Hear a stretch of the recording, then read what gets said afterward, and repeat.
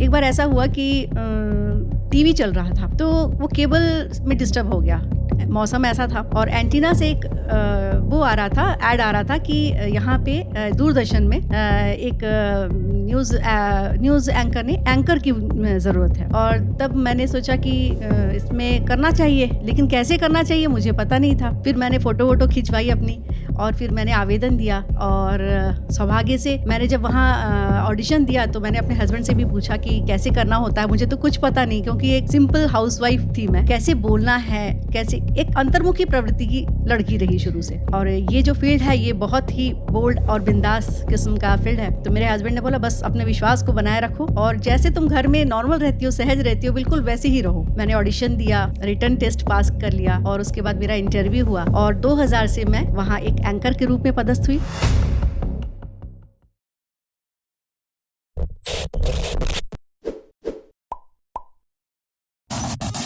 साथियों नमस्कार। Talk now के स्टूडियो में आज हमारे साथ हैं गोपा सान्याल।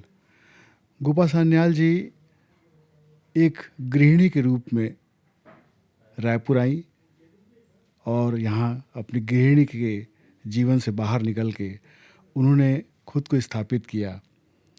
वो दूरदर्शन में, आकाशवाणी में एज ए एंकर और उसके बाद न्यूज़ रीडर के रूप में अपनी पहचान बनाई।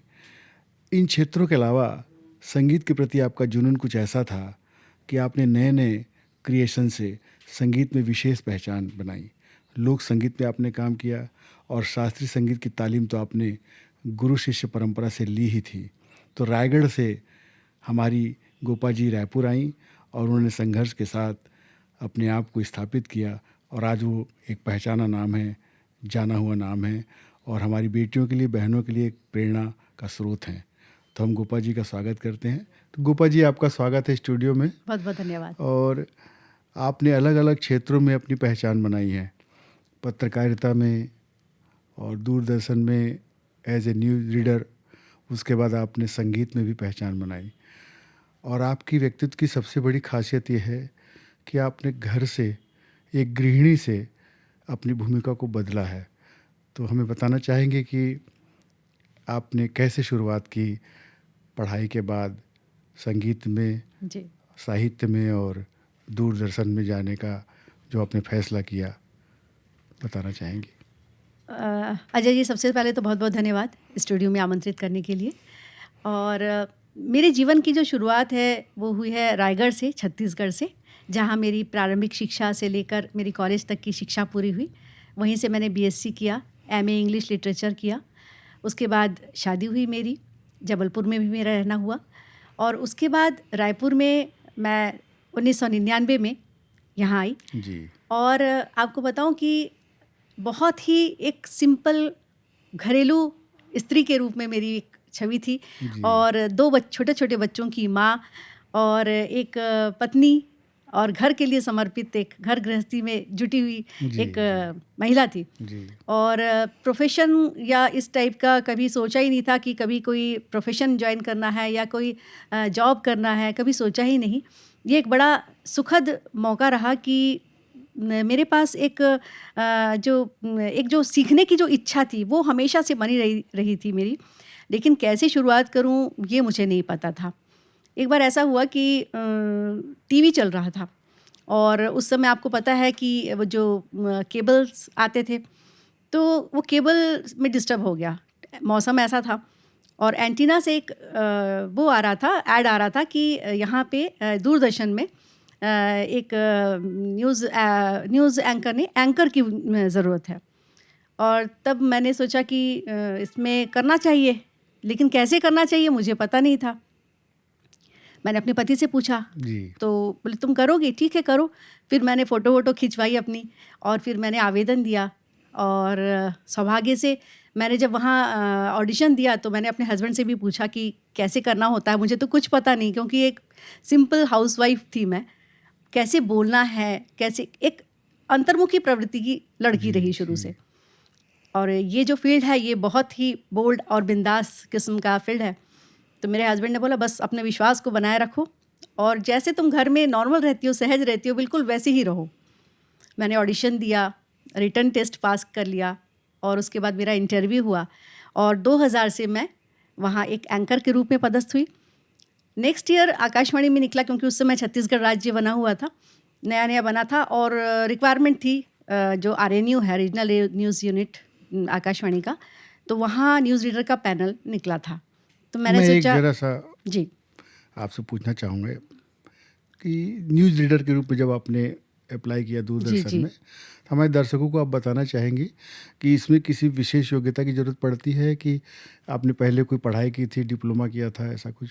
देखिए, मेरी जब वहाँ एंट्री हुई उस समय बहुत ज़्यादा चैनल्स का आविर्भाव नहीं हुआ था। जी जी उस समय दूरदर्शन ही अपने आप में एक बड़ा चैनल था और जी। सबसे विश्वसनीय जो आज भी है। जी और उस समय जो मेन प्रायोरिटी रहती है किसी भी चैनल के लिए, वो होती है कि भाषा की शुद्धता जी और जो करंट अफेयर्स की जानकारी, जी और सबसे जो इम्पोर्टेंट है वो आत्मविश्वास। जी और आपको अपने जिस भी काम के लिए आप जा रहे हैं उसमें एक विशेष योग्यता तो चाहिए। आपको एक स्क्रीन के लिए प्रेजेंटेबल होना ज़रूरी है, आपकी भाषा में शुद्धता ज़रूरी है, आपको आसपास क्या हो रहा है, क्या घटित हो रहा है, उसकी जानकारी चाहिए। तो ये सब चीज़ें तब भी चाहिए थी, आज भी चाहिए। अलग से कोई डिग्री डिप्लोमा की ज़रूरत पड़ती है? उस समय नहीं हुई, लेकिन मैंने बाद में ज़रूर किया। अच्छा। मैंने बाद में जनसंचार और पत्रकारिता में मैंने BJMC किया, MJMC किया, मैं टॉपर रही उसमें भी। जी लेकिन आज ये ज़रूरी हो गया है कि आप कहीं ना कहीं से एक अनुभव भी लेके आएँ और साथ में कहीं ना कहीं से डिग्री डिप्लोमा भी लेके आएँ।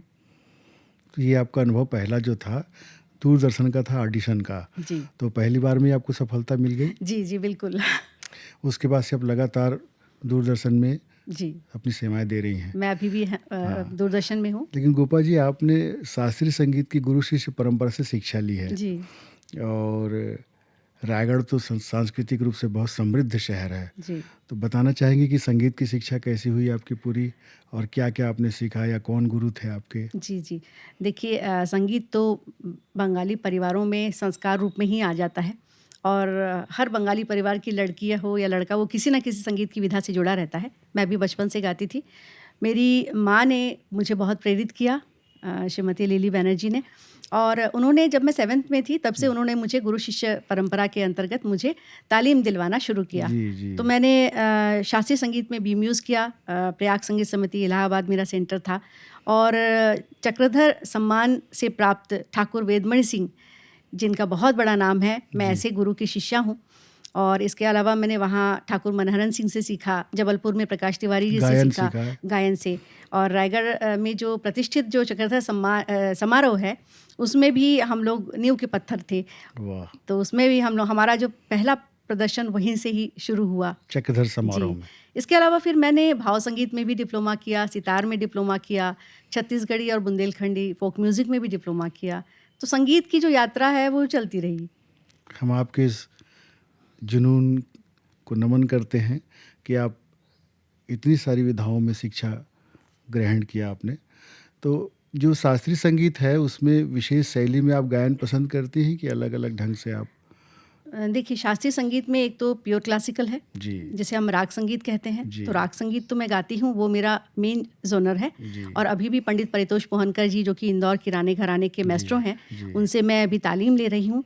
इसके अलावा उपशास्त्रीय भी गाती हूँ मैं, जिसमें अपना ठुमरी है, उसमें मेरे कई एल्बम्स भी निकले हुए हैं। आप देख सकते हैं गोपा सान्याल प्रोडक्शंस के जो यूट्यूब चैनल पे। अच्छा। तो उसमें मेरी फ्यूजन क्लासिकल है। क्लासिकल को बिल्कुल प्योर रूप में नहीं करके उसे उसमें कुछ वेस्टर्न टच डालकर अच्छा। मैंने शास्त्रीय संगीत को परोसने की कोशिश की, ताकि लोगों में जो रुचि जागृत हो। अक्सर लोग शास्त्रीय संगीत का नाम सुन के ही डर जाते हैं, उसमें रुचि उनकी उत्पन्न नहीं होती है। तो मैंने ये कोशिश की है कि उसको थोड़ा फ्यूजन देकर, उसके बीट्स में चेंज करके उसको दर्शकों तक लाऊं। सितार वादन भी करती हैं? जी। वाह। इस कारण से भी आपकी कंपोजिंग बहुत अच्छी होती होगी क्योंकि आप वाद्य में भी हैं और गायन में भी हैं। जी।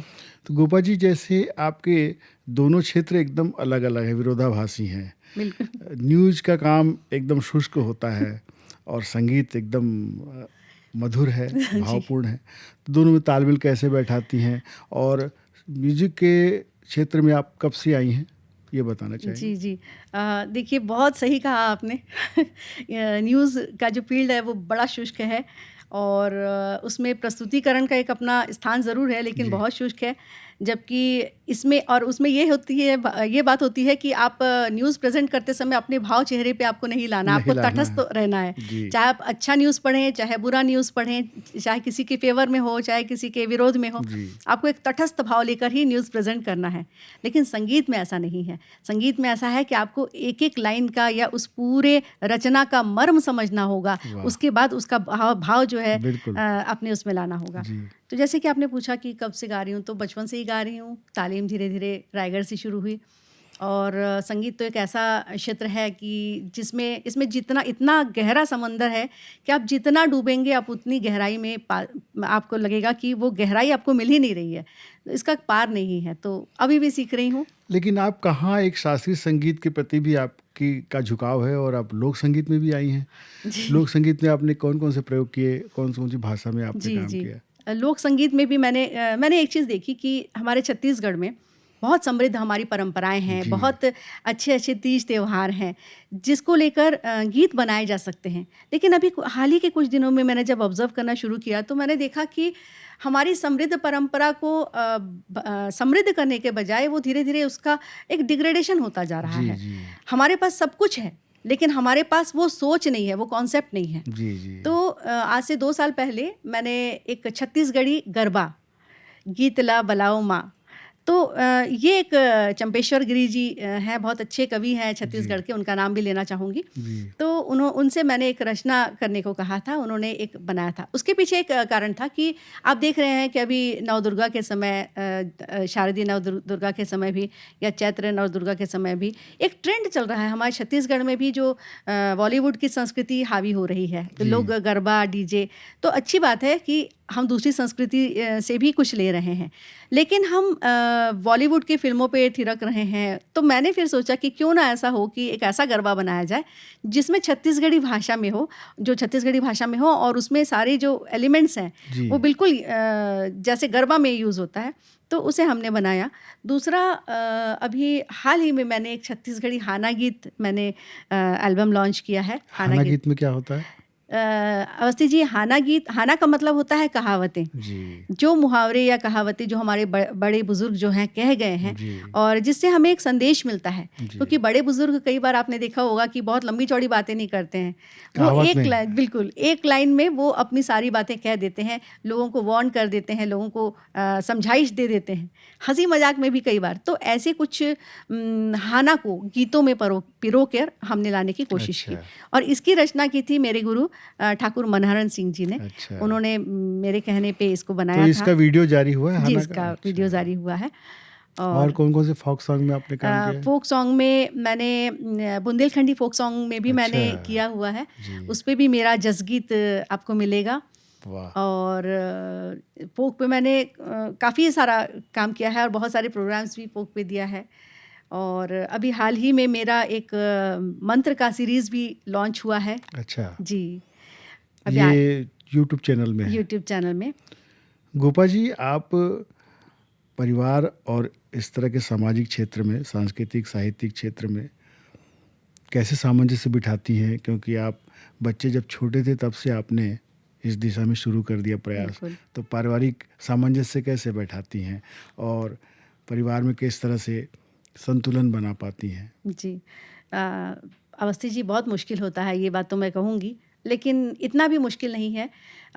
किसी काम को अगर करने का अगर जुनून मन में हो जी। और जोश मन में हो, तो आप उसे करने की कोशिश करेंगे। जी। और ख़ासकर जब एक महिला को बाहर भी अलग-अलग फ़ील्ड में काम करना है, उसे अपनी पहचान बनाना है, जी। तो वो अपनी पारिवारिक ज़िम्मेदारियों को अच्छे से अगर कर ले, तो उस पे किसी प्रकार का दबाव या प्रेशर नहीं जी। होता।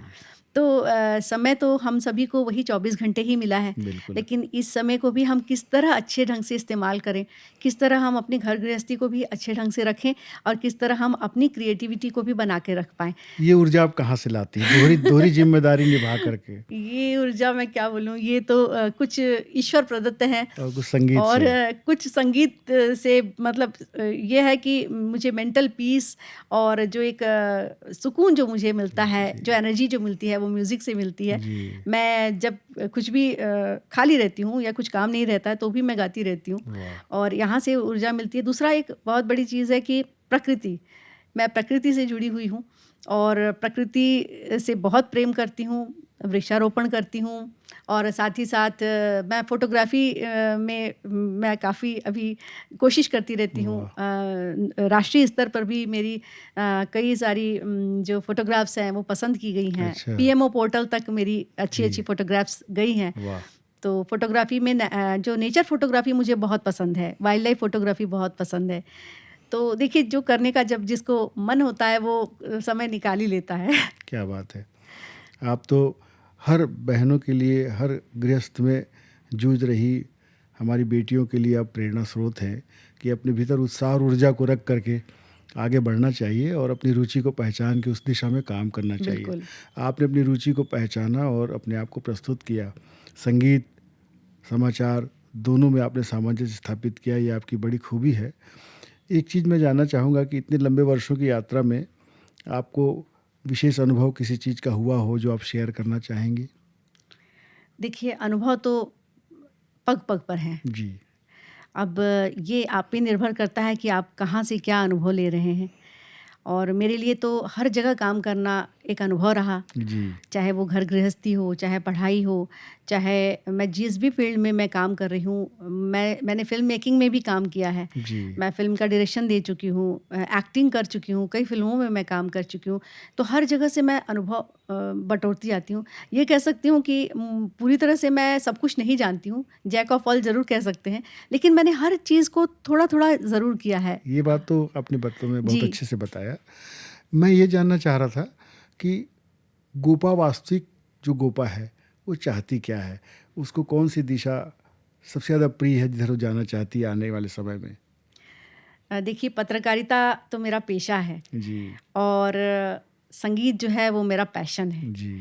और शौक और पेशे दोनों के बीच में सामंजस्य रखते हुए मैं आगे बढ़ना चाहती हूँ और भविष्य में क्या होगा ये तो मैं अभी से नहीं बता सकती, क्योंकि मुझे आज से पहले भी नहीं पता था कि मैं इस लाइन में आऊँगी, क्योंकि बहुत अलग ढंग से मेरी यात्रा शुरू हुई है कि जिसको मतलब मैंने कभी सोचा नहीं था कि मेरी ऐसी अंतर्मुखी प्रवृत्ति की लड़की मीडिया जैसे बोल्ड फील्ड में आ सकती है।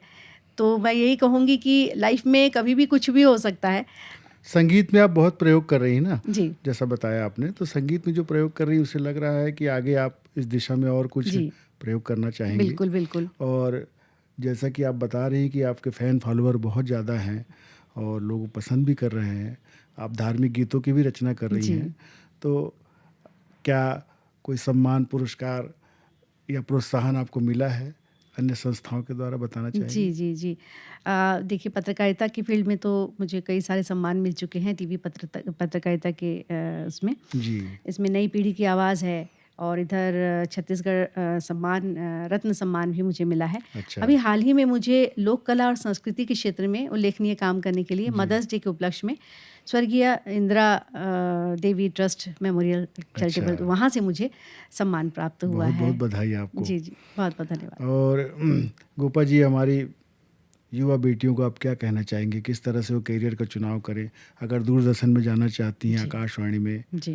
तो बताना चाहेंगे? बिल्कुल, मैं तो चाहूँगी कि लड़कियाँ ज़्यादा से ज़्यादा पत्रकारिता में आएँ जी। और सबसे पहले ज़रूरी है कि सभी युवाओं को, चाहे वो लड़का हो चाहे लड़की हो, अगर लड़कियों की बात है तो मैं उनको कहूँगी कि सबसे पहले तो आपको करना क्या है, अपनी स्ट्रेंथ को पहचानें वाह! कि आपके अंदर क्या स्ट्रेंथ है। दूसरा, आप अपनी कमज़ोरी को भी पहचानिए जी, कि जी। आपकी कमज़ोरी क्या है। तो आपको अगर दोनों चीज़ को समझ में आ जाएगा तो आप अपनी फ़ील्ड का चयन अच्छे से कर सकती बहुत हैं। अच्छा। तो आप पहले देखिए कि आप बोलने में कुशल हैं, आप लिखने में कुशल हैं वाह! और या तो फिर आप मैनेजमेंट में कुशल हैं, क्योंकि पत्रकारिता एक ऐसा फ़ील्ड है, आने वाले भविष्य में बहुत सारी संभावनाएँ हैं। आप अगर अच्छा बोलने कि आपको उसमें अगर आपका अच्छा है कि आप अच्छा बोल सकती हैं, तो आप आरजे बन सकते हैं, आप न्यूज़ एंकर बन सकते हैं, एंकर बन सकते हैं, जी, जी। आप पॉडकास्टर बन सकते हैं। वाह! आजकल सोशल मीडिया में कितने सारे ऑप्शंस आपके लिए खुले हैं, मल्टीमीडिया का एरिया है, कॉर्पोरेट कम्युनिकेशंस हैं, वाह! वहाँ आप काम कर सकते हैं। अगर आपको प्रिंट मीडिया पसंद है तो प्रिंट मीडिया में भी जा सकते हैं। प्रिंट मीडिया का क्या भविष्य लगता है आपको, आज जैसा डिजिटल हो रहा है चारों जी। तरफ? देखिए, प्रिंट मीडिया सब अगर आप में योग्यता है तो आपके लिए कोई भी एरिया ऐसा नहीं है कि जहाँ पे आपकी जगह नहीं बन सकती। जी। आपको लेकिन प्रयास करना होगा। प्रिंट मीडिया में भी कहें तो एक रिपोर्टर की भूमिका से लेकर नहीं प्रूफ गोपा रीडर जी, की मेरा भूमिका सवाल है। आपसे कुछ और था। जी। प्रिंट मीडिया का क्या भविष्य है, क्या लगता है आपको? क्योंकि आप जिस समय से शुरू की हैं अपना जी। कैरियर, उस समय प्रिंट मीडिया का बहुत ज़्यादा प्रभाव था। हुँ। अब धीरे-धीरे डिजिटल होने के कारण काफ़ी इसमें कमी आ रही है, तो जी। क्या लगता है भविष्य इसका? इस दिशा में काम जी। करना चाहिए? देखिए, अभी किसी का अगर शौक है जी। पत्रकारिता में उस ढंग से, क्योंकि कई लोगों का मन होता है कि वो प्रिंट मीडिया का एक्सपीरियंस लें। जी। तो एक्सपीरियंस लेने के लिए बहुत अच्छा है, लेकिन मैं ये बिल्कुल नहीं कहूँगी कि इसमें नहीं आना चाहिए। संभावनाएँ नहीं हैं, ये तो मैं बिल्कुल नहीं मानूँगी, जी, जी। नहीं कहूँगी, क्योंकि इसमें भी बहुत सारे ऑप्शंस आ गए हैं। आप डिजिटली आप जॉइन कर सकते हैं, वेब असिस्टेंट के रूप में जॉइन कर सकते हैं किसी भी पत्रिका में, किसी जी। भी न्यूज़पेपर में। जी। उसमें भी आप अगर अच्छे फ़ोटोग्राफ़र हैं तो फ़ोटोग्राफ़र के रूप में जॉइन करिए। आप ग्राफ़िक्स डिज़ाइन अगर आपको उसमें अगर इंटरेस्ट है वाह! तो आप उसमें जा सकते हैं प्रिंट मीडिया में। आप प्रूफ़ रीडर, अगर आपकी हिंदी अच्छी हो, इंग्लिश अच्छी हो, तो आप प्रूफ़ उसमें जा सकते हैं, प्रूफ़ रीडर के रूप में जा सकते हैं। आप डेस्क वर्क में भी जा सकते हैं। तो ऐसा नहीं है, प्रिंट मीडिया में भी बहुत सारे ऑप्शंस हैं। हाँ, ये ज़रूर है कि इलेक्ट्रॉनिक मीडिया के प्रति लोगों का आकर्षण कुछ ज़्यादा होता है, तो उसमें भी देखिए बहुत सारे ऑप्शंस हैं। अगर आप अच्छा बोल सकते हैं तो जैसा कि मैंने कहा कि आरजे है, न्यूज़ रीडर है, न्यूज़ एंकर हैं, आप फ़ीचर में जा सकते हैं, आप ड्रामा का कर सकते हैं, आप माने बहुत कम्युनिटी रेडियोज़ आजकल बहुत आ गए हैं, आप वहाँ जा तो सकते हैं। पत्रकारिता में भविष्य अच्छा है मानती हैं? हाँ, बिल्कुल बिल्कुल भविष्य है। जी। और लेकिन जो भी काम करें, आपको आज के डेट में क्या है, आप एवरेज अगर आप होते हैं, तो आपके लिए थोड़ा मुश्किल हो जाता है। जी। लेकिन आपको एवरेज से ऊपर रहना होगा। जी। आप में कुछ अलग होना चाहिए, आप में कुछ अच्छा होना चाहिए, ताकि आप दूसरों के मुकाबले में आप बेस्ट कहलाएँ। वाह! जी। बहुत अच्छी जानकारियाँ आपने दी हैं। तो मैं आशा करता हूँ कि गोपा जी की बातचीत से आप सबको बहुत अच्छी जानकारियाँ मिली होंगी। हम आशा करते हैं कि इस चैनल को आप लाइक करेंगे, सब्सक्राइब करेंगे। आपका बहुत-बहुत आभार। गोपा जी, आपका भी बहुत-बहुत आभार। बहुत-बहुत धन्यवाद। नमस्कार।